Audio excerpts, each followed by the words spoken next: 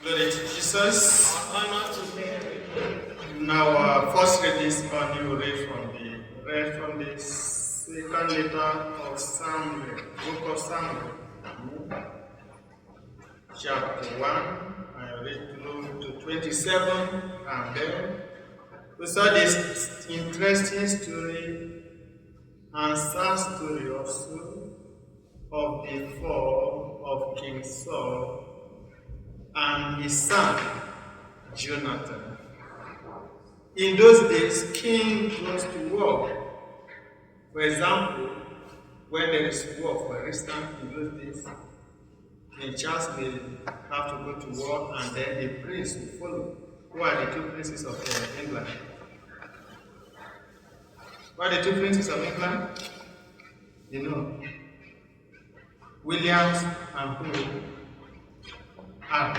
So try to know your history.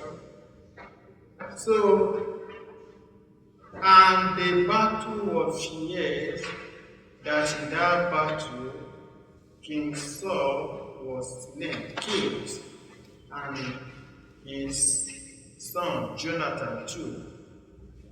But the most painful thing that David and Jonathan were very good friends. That even when his father the king wanted to kill David, Jonathan went and whispered to David, the young boy, be careful. This is what my father is about to do to you. And also brought him to his father, who said, I will do you no harm any longer. But in our reading this morning, we read that David died, Saul died in the war, including his son. And when David heard that, he grieved over Saul and his son Jonathan. But before now something happened, that the priest Samuel had already gone to the house of Jesse to anoint one of his sons. Jesse has 7 sons. And the least of them, the last one, as we call it here, was the one that God asked Samuel to anoint. So was already anointed king of Israel. So the Spirit of God and favor of God was already with him, because favor and blessings and protection of God has left Saul. And that is why the evil before him. So if God is with us, as we call him Immanuel, his protection, his favor, his blessing will always accompany us. It means when we toil, we no longer toil in vain. When we strive, when we do things, we don't do it. God goes with us, he assists us. But when the Spirit of God is no longer with us, anything can happen to us. And you see that also still in that book of Samuel, when Israel went to war against the Philistines.